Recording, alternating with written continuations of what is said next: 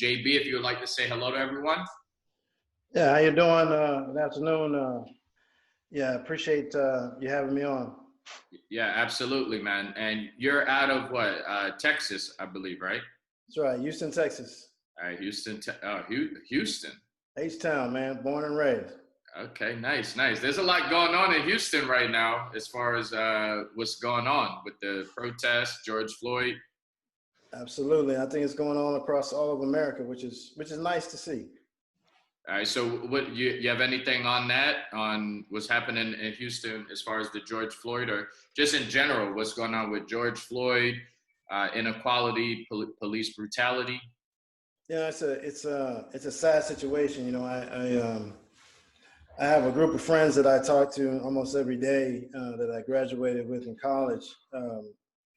And we talk about these injustices. As an active victim of police brutality myself, uh, I know what can happen. I know how fast a situation that's just a normal thing can escalate, and it has to do a lot.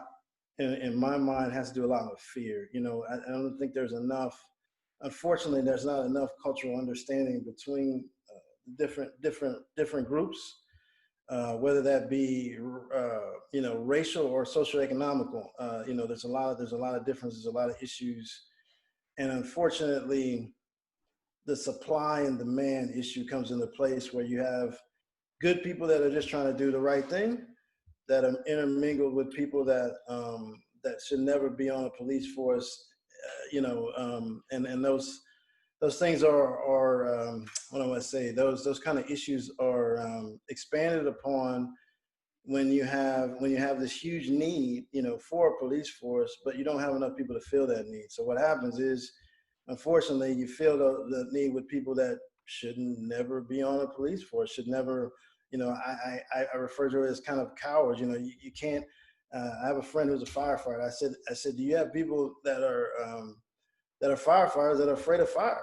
And he told me, straight up, yes, we do, because there's such a demand for firefighters that unfortunately we had to hire people that normally wouldn't be hired. And I think that's what happens. I think you have policemen that should never have a gun or should never be, policemen, that are policemen because the job's available and that's the job they took. And unfortunately, those ones that don't really want to have a thing to really protect and serve, now they're in a situation, they get scared, they don't know what to do, and this is what happens. I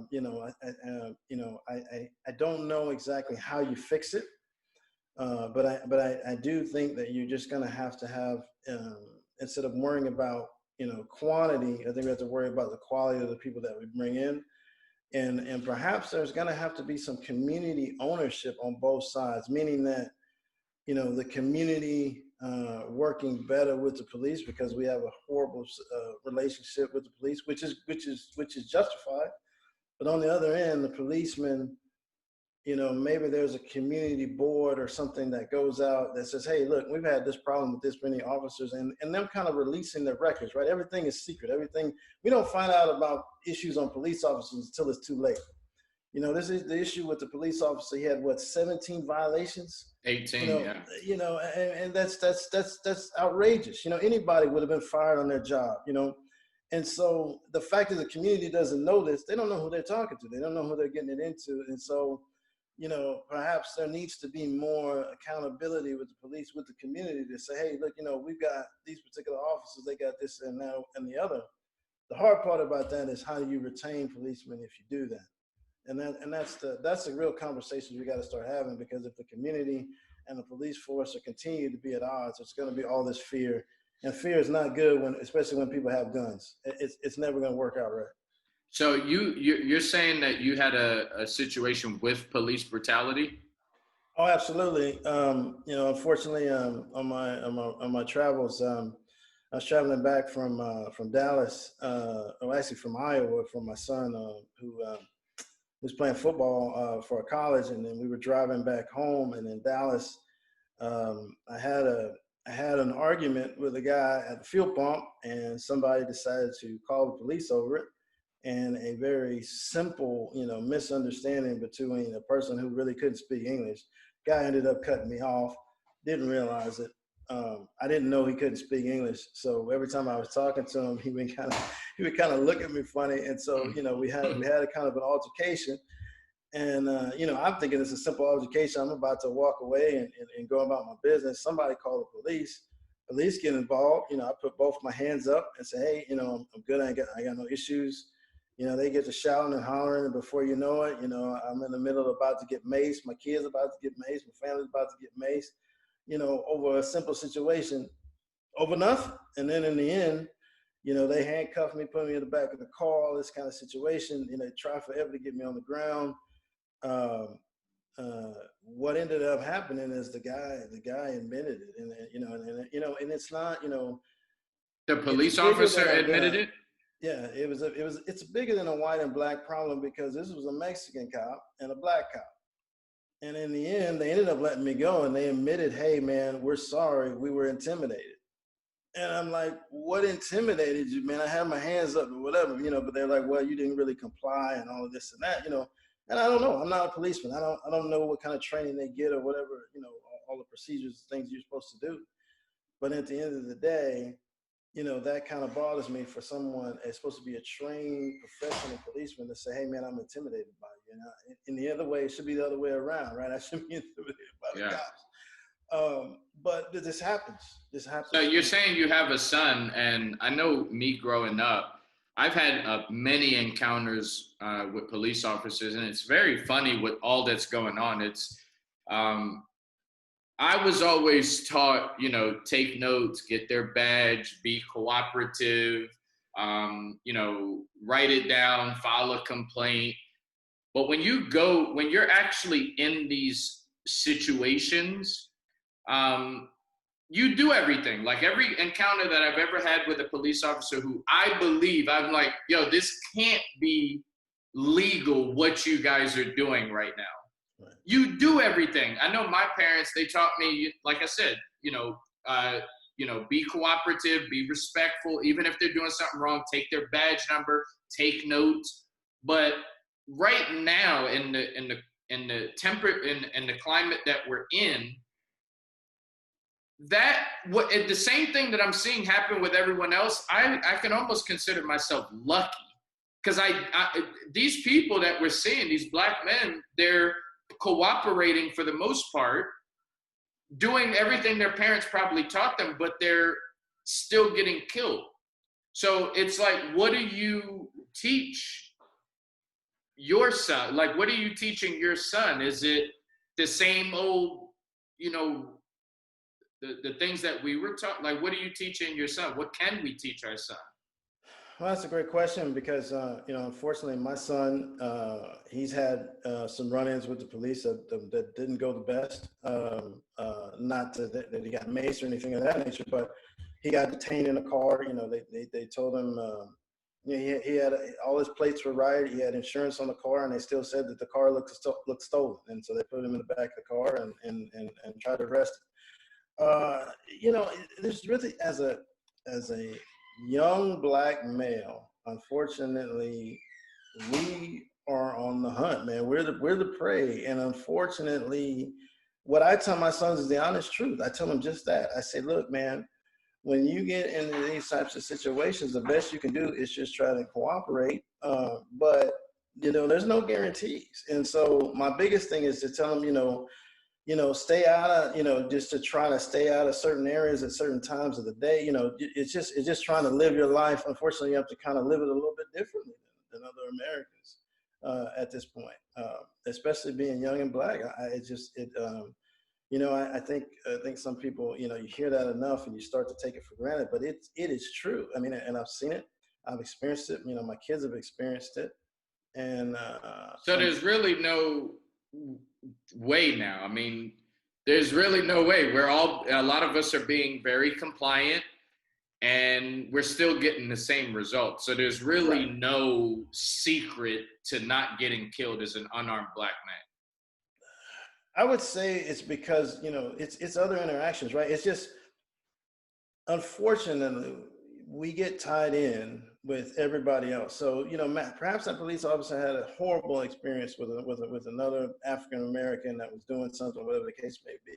Unfortunately, we don't get the benefit of the doubt that we're somebody different. And I just don't think that happens. And so I think that every situation, and I'm speaking in general, right? Of course, there's exceptions to the rules. I'm not saying there's not good police officers out there. There are good police officers out there that do their job and they go home, and it's a tough job. It's a very tough job. I mean, I went to the George Floyd protests out here in Houston.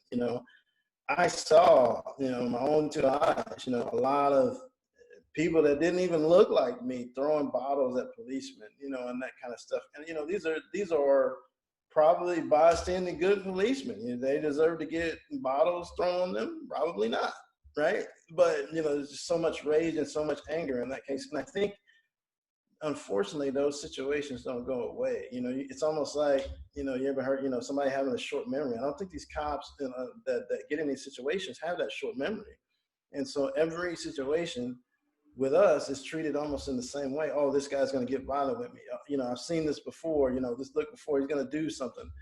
And it's that fear, man. And, I don't know how you don't stop that without more community involvement and more, not really education, just more conversation between the two groups. Because if you don't have it, and we don't have that, right? I mean, how many Black people, that trust the police and want to go talk to the police, or you get a call from the police and say, hey, you want to support us, you're hanging up, right? Like,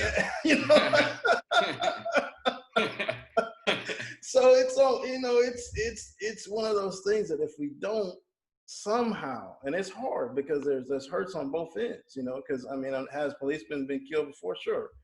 At a traffic stop or whatever they've been, sure, absolutely. Do they all look like us? No, I don't believe that at all. I think it's people. It's not a race, it's people. And until we can figure that out on both sides, we're gonna continue to have a problem. It's not policemen, it's that police person, that made this mistake or that have this issue. Now, what compounds it is that you have police officers that just stand by and let it happen, like with the George Floyd thing. I mean, it was 4 of the officers. They're just standing there. That's unbelievable. That's unbelievable. But it's weird that he time, didn't even lighten up. That's my thing. He didn't even lighten up. Like, if you're in a situation with someone, you want to get them into a position where they can't, do what they need to do to switch the advantage. But he didn't move. He didn't lighten it up. He didn't change his position. He just stayed there. He didn't lighten up. If I'm pushing somebody up, trying to get control of them, hey, all right, cool. You can't breathe? All right, cool. Let me lighten it up. I'm going to still be on you, but let me just lighten it up a little bit. Right. There was no light. He didn't change at all. It was very weird. And that's, well, I think that all comes down to his record, right? If I've gotten 17, 18 different complaints and I've never been, I'm still working, I feel like I have the license to do whatever the heck I want to do. I think that he felt an entitlement, right? And that's part of it. You put a badge and you put a gun in somebody's hand, that's a lot of power. That's a lot of empowerment. And if somebody's not ready for that, it can lead to their own destruction. And I think that that's what happens a lot of times. You have people that are in that have that authority that shouldn't have it. And and unfortunately, that's in a lot of. You could look at you could look at the education system. You could look at a lot of different places where that happens. Somebody's got a job and they don't really, they're doing it for a paycheck. Yeah. And they should never ever have that responsibility. And unfortunately, they do. Okay. All right. So I appreciate you opening up, sharing your thoughts on what's going on in the world. So let's move forward a little bit. We do have a young Black man. He's an author of a book, a visual book. I definitely want to get into that. Before we do, how can we connect with you? Are you on social media? How can we connect with you before we get started? Yeah, so the best way is to go to www.jblion.com, and I have all my information there. I will have a Twitter feed and a Facebook social media pages that are coming out on July the 1st. But for now, best ways to reach me is on that website. I have all my product catalog. You can learn more about me, different podcasts that I've been on, and just more about the Seven Sparks series. So that's the best place to reach me. All right, so the Seven Sparks series. Before we get into that, I do want to know you've been very passionate, very clear on talking about it's a visual book. Me personally, I'm waiting right now for my 3 new books to come in. I'm excited. I'm an avid reader. Not the biggest on audiobooks, not the biggest on even with the Nook. You know, I like the paper, you know, turning the pages, paper. Visual, I'm very visual. I like watching documentaries, like watching movies, like watching shows. So visual, but I never heard of a visual book. So Right. what is a visual book?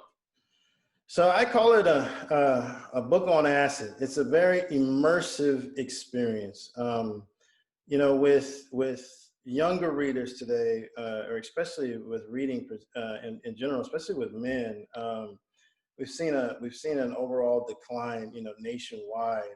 I think men, a lot of times we read to learn things, but we might not read to just entertain ourselves. And I think that's kind of gone down. I think That's me. you know, That's me. we're when it's come to entertainment, we're more visual people. You know, we'll pop on the YouTube or we'll watch a movie or whatever the case may be. So what I wanted to do was really cater to the millennials and the comic book readers and all those different people that, you know, you've got a lot of shows like The Walking Dead and you know, a lot of what they call Good Omens from Neil Gaiman and those guys that have really gone that route. If you've noticed, you know, it's kind of been a shift from the traditional books where they were pulling stories from, and now they're kind of pulling it from graphic novels and comics, and, you know, of course the Marvel trend is huge and those kinds of things, right? So much more of a visual experience. So what I wanted to do is it's kind of, I was a big video game fan, so I'm really big into RPG games, those kind of things. And so what I wanted to do is get the reader into this like experience, right? And so it's different. So you'll actually get the visuals, but you'll also get the great description. So it's kind of the best of the both worlds. You know, with a graphic novel, you lose a lot of the description, you lose a lot of the content. You have to kind of make your way through and discern some things through the pictures. With a visual novel, it's different. You get all of the descriptions, you get all the things, but you also get the supporting visuals. Plus, the look and feel is different. When I say about, you know, book on acid, the colors will be different. It's meant to kind of catch your eye and to really be a different visual that you may not seen before. The color schemes are different. The style is different.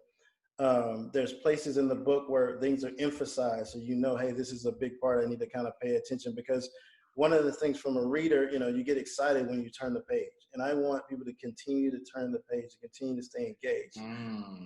Another thing is you actually can see the people that are actually talking, which a lot of times you get lost sometimes in books in the dialogue, right? He said this, she said that. Well, who said what? And you know, kind of to go back.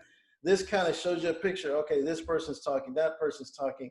And so it kind of removes some of the barriers for readers that they may struggle with to finish a book. It kind of gets you through that. And is it animated or is it real characters, real people? These are well, the characters are real. It's a fiction book, obviously, but the characters are real. But it's not animated. It's just illustrated. So this is a physical book. You know, it looks a whole lot like a magazine. And so, okay. All right, keep going. Yeah, I get it now. Yeah. So it's a book. It's a traditional. You know, it's in a book, but it's in a magazine style format. And it really kind of immerses you into that experience. You can kind of see and feel, you know, well, not feel, but you can really see and really engage into the dialogue, which makes it different than other books that are out there. Why did you choose visual novel as opposed to traditional? Big reason is because if I was going to spend the time and invest the effort, this is a 7-year project for me, then I wanted to be something that I would read, and that my kids would read, and that somebody would, that really wants to be entertained would read. And back in the day, I used to read a lot of choose your own adventure books. And so I put a lot of concept from that. And what I thought about it. Okay, what did I really like about that? Well, I liked that, you could obviously, it engaged you because it was kind of like a role playing. You get to go here and there. You had the nice graphics, and then it kind of immersed you into it. You couldn't lose focus because you didn't know where to go and those kinds of things. So my biggest thing was, how can I combine the great storytelling of someone like a George R. R. Martin and dialogue and character development with the graphic intrigue that you get from a Walking Dead or a Good Omens and those kind of things. And I did my best to kind of combine that together. Okay. And has anyone read this book or read this book? It's not out yet. But but have you No. had like your kids or any demographics where people were like, "Oh wow, I didn't know that this was going to be like this, but I absolutely love it." Like, do you have any Right. reviews on it from any age So groups? I've put out a couple of sneak peek chapters, and so far the reviews have been very good. The other thing that I did is, about 3 years ago, I released a short story. It was called The Wall, and it was a short story of one of the subplots in my book, and kind of introduced the concept of a visual novel. And I put it out on Amazon for about 6 to 8 months. I just wanted to see, okay, does this, will this fly? Will people like it and enjoy it? And then the feedback I got was very positive. And so I kind of took that and ran with it. And now that was more of a, really intriguing dialogue, some graphics or whatever. But now I've taken it to a whole nother level, because I really think it's really going to get people to engage and really um, turn the pages and want to know more about the books. So, who do you think is who's the people that are probably going to swarm to this type of book? So, Man, I young think people, old people, people who are into comic books, people into things like Walking Dead, Good Omens. Who is going to really swarm toward this book and find it the most fascinating? that people who really love paranormal thrillers, your Stephen King type books, um, people that also enjoy depth in characters, which is something I do my best. I think George R. R. Martin again is a genius at it, but I do my best to try to emulate that. And I think that people that really do like graphic novels, like a Walking Dead or a Good Omens and so forth, that would your comic book fan, I think they will enjoy this, because they'll get a little bit more than they normally would out of a traditional comic book. They'll actually get some deeper background, some better character development, and things that you wouldn't get out of basically, just having a bunch of pictures and dialogue. Okay, so you mentioned something very interesting that I never thought about earlier. You was talking about men specifically. We have a tendency to read to learn, but not read to entertain. That's definitely me, without a shadow of a doubt. Um, do you think it's written well enough where someone like me, because now that you're saying it, I would like to read something to be entertained. I want, because I love reading that much. And to be honest, a lot of my favorite books are in a storytelling type of format. They're just not a novel. Right. So for someone like me who doesn't really read to entertain, do you think it'll capture me enough, or someone like me enough, to be like, wow, this is actually really dope. I like this. I want to read another one. You are definitely the test case that I'm looking for. That people that that like to read, they just don't seem to read for entertainment for whatever reason. Yeah. I wanted to give them an alternative, something different, something new to look at that really kind of gets them into it, because it doesn't take, if you're a reader, it doesn't take you long to get into something. You get about, 25, 26 pages in, you're pretty much sold if Yeah. if it's got me, right? So I just gotta sell you for those first, 25, 26 pages, to get you into it. And then you're into the character, you're into this. But a lot of times you lose a lot of people. And, I'm sure, as a reader, this, you lose a lot of people in the first, 2, 3, 4 pages, if you're not careful. Not me. I'm committed. I'm one of those people. Like a movie, I'll turn off if it's bad in the beginning. But I'm one of those people. I'll read. If I start a book, I'm gonna just go through it. I'm gonna just read it. I'm gonna finish it. Yeah.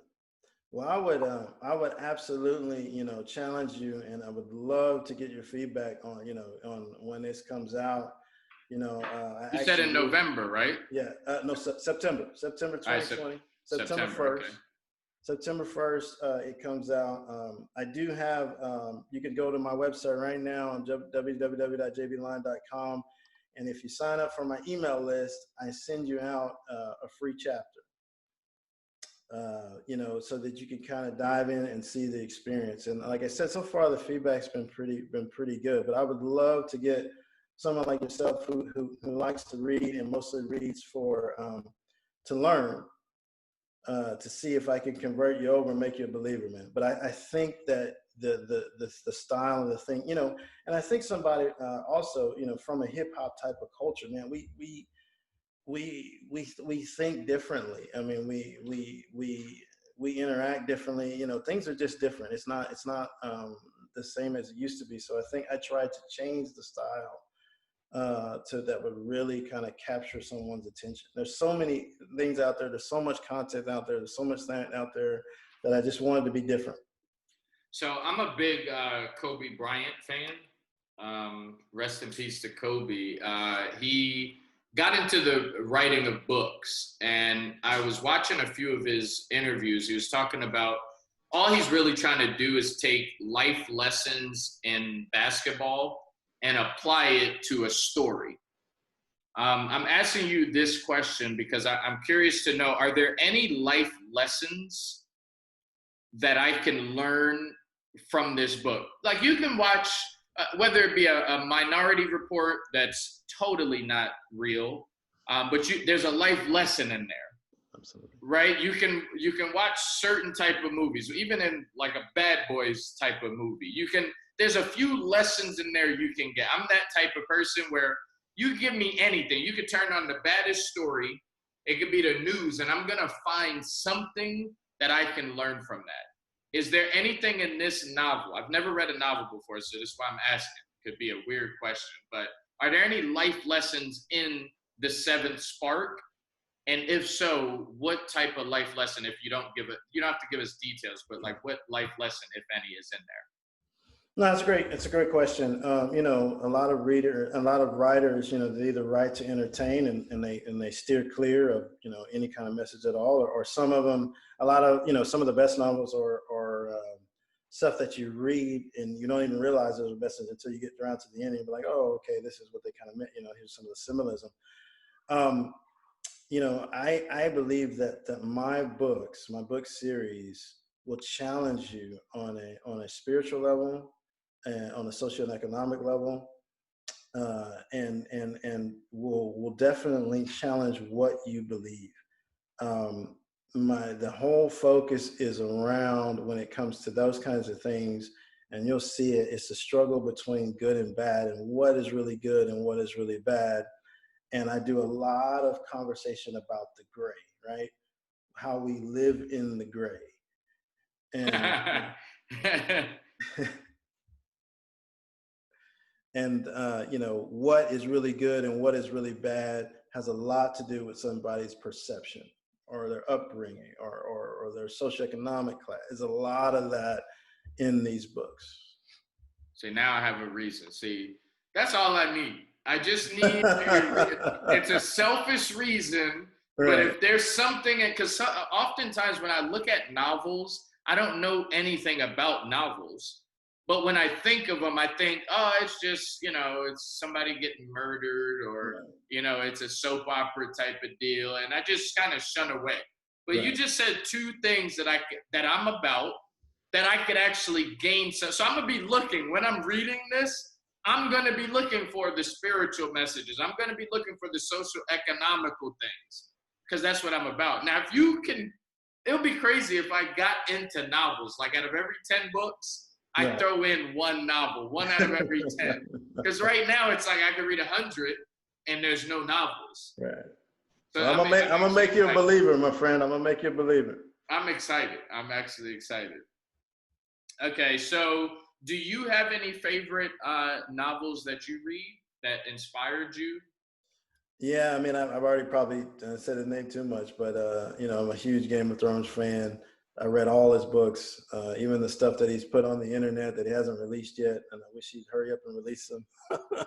But Neil Gaiman, Stephen King, huge Stephen King fan. His paranormal stuff is just absolutely fantastic. How he can get you wrapped up in the story when there's so many sub stories and so many sub stories within the story. Um, George R.R. Tolkien for Lord of the Rings, all the trilogies. Big fan of those. Read all of those. A lot of spiritual messages in those books. I don't know if people catch that or not, or they did it in the movies. But when you read the books, there's a lot of spiritual messages in those. C.S. Lewis, also another big fan of his work. Um, just So these are cult like. I mean, I'm not a. I've heard a lot about Game of Thrones. I know like LeBron be talking about that a lot. Game of Thrones, Lord of the Rings, but I don't know anything about it. But from what I understand, it's a cult like you just even said. You said I can't wait until they hurry up and drop that next one. right. Is that what the seventh spark is the direction? Like, oh, once I finish this one, I'm gonna be waiting for that next one. Like, I need that next one. That is the idea. That is the idea for sure. The first two Nice. books, they drop September 1, and then I have 3 more. It's a 5-book series, and that's only part 1. And then there's 5 more books that come after that. So, it's all about it's a big world. And it's its own universe. You got to think of it kind of like a Star Wars. It's not a book on Star Wars or anything of that nature, but it's what I mean that is in the terms of the depth of the world that I'm building. The characters that I'm building, the world that I'm building, the universe within itself is a total parallel universe that's totally different. That's going to be focused though on real things. I like to, even though, and that's what I think that George R. R. Martin does so great at, is that there's all these fantasy elements, and there's dragons, there's knights, there's walking zombies and all this other stuff, but he tailors that all. He tailors the story around real characters that you can really relate to, that have real issues, and it's not this. These magical beings that they never do anything wrong, and one's always good, one's always bad. No, it's more tailored around how real humans behave and how real situations come up. And that's what I have tailored my book around, is that you have a lot of fantasy, you got a lot of things going on, but the characters themselves are very in depth. They've got habits like normal people. I've got one guy that constantly chews a toothpick incessantly. I've got people bickering and fighting like they would normally do. Normal would happen in your own household. It is very rooted in real things. So if a production company, was to pick up this book, this series, and want to turn it into a movie, would you want to play one of these characters? That's a great question. Absolutely. And the person that I would want to play would be Valantis Wright. And Valantis Wright, he is a knucklehead that grew up on the wrong side, grew up in the streets. Mama abandoned him. He was a prom dumpster baby kind of a situation. And, through very mysterious circumstances, or he has a life-changing event. I don't want to go into it too much, but he has a life-changing event that changes his whole perspective. And he's basically out, is kind of the righteous part of my book series. He goes out and he wants to explore what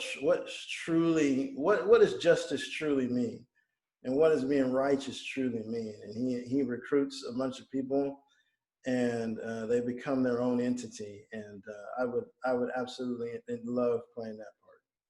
Love it. And as we're winding down, I'm curious to know, for our listeners that are aspiring writers, uh, what is what is the hardest thing about becoming a writer, and what are some of the things that you weren't prepared for before you became a writer that they Um, didn't teach you? No one taught you. Hey, this is gonna have to come up. This right. came up, yeah. Well, one of it is, and I didn't start off, I haven't have like a career in writing. I've been a creative writer all my life. But it was a situation of, hey, I've got this story, let me try to tell it. And I think the biggest thing is, you've got to kind of hone in and learn your craft. I spent 3 years just learning, just learning the craft, because even though you might have a great story in your head, and you might have a good outline, and you might have, some key points that you want to hit on, to actually produce a book, it's very difficult, because there's a lot of transition. There's a lot of word transitions and story arcs and things that you've got to consider. And it's very hard to piece all that together in something that flows, correctly, that a reader can understand. And so I spent, 3 years just going to writers groups, and just throwing my stuff out there, and they were rough. I mean, just rough drafts. And they would get murdered. And that's fine. That's what I came for. And that's how I think I was able to try to hone my skills and get better. And the other thing I would definitely say to aspiring authors is, you need help. You got to have a team. I didn't do this on my own. I have an editor that helps me. I have people constantly reviewing and looking at my stuff. I even have, my sons, who never read for entertainment, looking at it, spotting out different things, and constantly getting reviews. Reviews are so critical, because, and the thing is, I pay way more attention to the bad reviews than the good ones, because a lot of times the good reviews, they're just placating you. They may not even thought it was good. They just, hey, leave me alone. Yeah, it was great. I want to hear the bad reviews, because I want to go see one. I want to see where it comes from, because I want to understand that market, and perhaps I wasn't in my target market. Some people, say, hey, this book is, too much horror in it for me, or this or that. Okay, you're not in the market. I'm not gonna focus on that. But the ones that really have some very constructive feedback, I can take that, and I can go and do something about it. So I get more excited about a bad review than I do a good one. Hmm.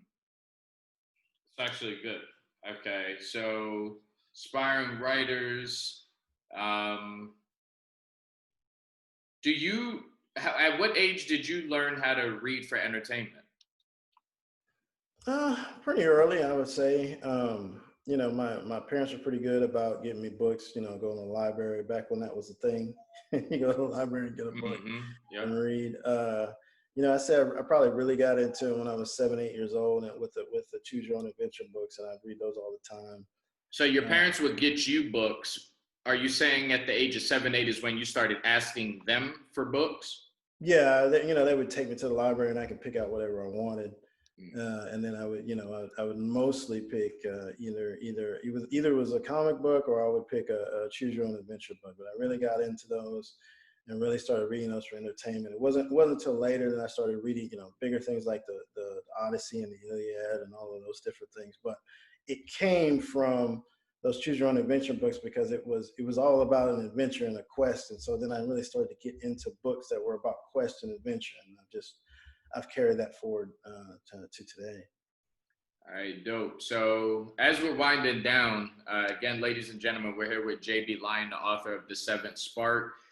Will be coming out September of 2020. And you can catch him at jblion.com. That's J as in John, B as in boy, Lion as in Nancy.com. We have a ritual here, JB Lyon. Do you have three of the greatest books that you've ever read off the top of your head? Oh man. Well, I've said up already. The Game of Thrones 5-book series. Of course, it's supposed to be 7, but they haven't come out yet. Let me see. I would have to say the Lord of the Rings trilogy, and then I would have to say Stephen King's The Stand. The Stand. Mm-hmm. Stand. That's right. Okay, sweet. We got some avid readers here, man. When that book comes out, I'm gonna go to the website within today and tomorrow, and I'm definitely gonna get that. You said I could get a sneak peek chapter. If anybody can get it, if they go to your website, they can get a sneak peek chapter if it's before September, right? That's correct. Yeah, they can do that. You just have to sign up for my email list, and I'll send you out the first chapter for my first book. All right. And do you have a price point, like how much it is when it comes out? Have an idea of how much that's going to be? So this is a nice. I'm glad you asked it. Nobody else has asked me that. This is what's nice is for I got a couple of options. So for people who are more fit to the comic book style, I get why people read comic books. Is one, it's not a lot to read, and it's cheap. Mm-hmm. So what I did is I did it a couple different ways. So the full book, the full visual novel, in your hands, it's going to probably be about 300 pages. That's going to be available for $19.99 that you can get on traditional paperback. But if you say, hey man, I don't have that kind of money for that, and I just want to read episodes, I'll have episodes available on ebook. And each episode is going to be $1.99, and you can read the episodes that way. So I kind of give you a couple different options. Nice. Okay, I like that. I mean, $19.99. I'm gonna just get the whole thing. $19.99. That's in the price range of books that I get now. You get a book for $30, $40, but a novel is entertainment. So as they say, people pay more for entertainment than education. So, right. Yeah, I'll definitely pick it up. So yeah, that's. Do you have anything that you would like to share before we get out of here? No, I mean, I definitely appreciate the time. I also appreciate, we're talking about social justice issues and current issues. I think those are very important. Now more than ever, man, Blacks, as a community, just try our best to support one another, and so anything that I can do to help support you, let me know on what you're doing, because I think it's important. I don't know exactly how, as a country, we get through this, but I am glad that it looks like, a lot of people that don't look like me are starting to listen a little bit. Absolutely. So I think we got to take that and run with it, and not be cynical about it and say, well, hey, they're just listening for now. Let's take it and run with it and try to be the best positive we can, because it's better than it was before. At least that they're at least starting to listen a little bit. And so, take that, and best that we can do is do the best in our own communities, and try our best on our own. But I think there's a lot of people that want to see change, and they just don't know where to start. And the easiest is just to start with yourself. You know what you can do. People that you influence, and just start there. And at least that's you're taking a stance instead of just sitting still and doing nothing. Absolutely. And I think it would be great if time permits in your schedule. I know things are going to really pick up once the book is released, but we would love to have you come back. At least when I read the book, just so I could give my reaction to it, my breakdown of it. We could go back and forth and have a better conversation. But I would love to have you come back maybe in October, November, just so we can give a review and update everybody. And But that'd be awesome, man. And you know, I want to love to hear your feedback, especially as a person who doesn't pick up novels. You're never. definitely a test case that I'm hoping to pick up and influence to start reading novels. So that'd be awesome. Absolutely, man. Well, it's been a pleasure, JB Lyon. Thank you for being here. Ladies and gentlemen, definitely go to the website. We'll put it in the show notes, jblyon.com. Again, author of The Seventh Spark. For those of you that are really big into novels, into storylines, definitely pick it up. Go to his website now, get that free sneak peek chapter. I know I'm going to be doing that today as well. But other than that, till next time, guys, continue to be. Awesome. Thanks for having me on, man. Appreciate it.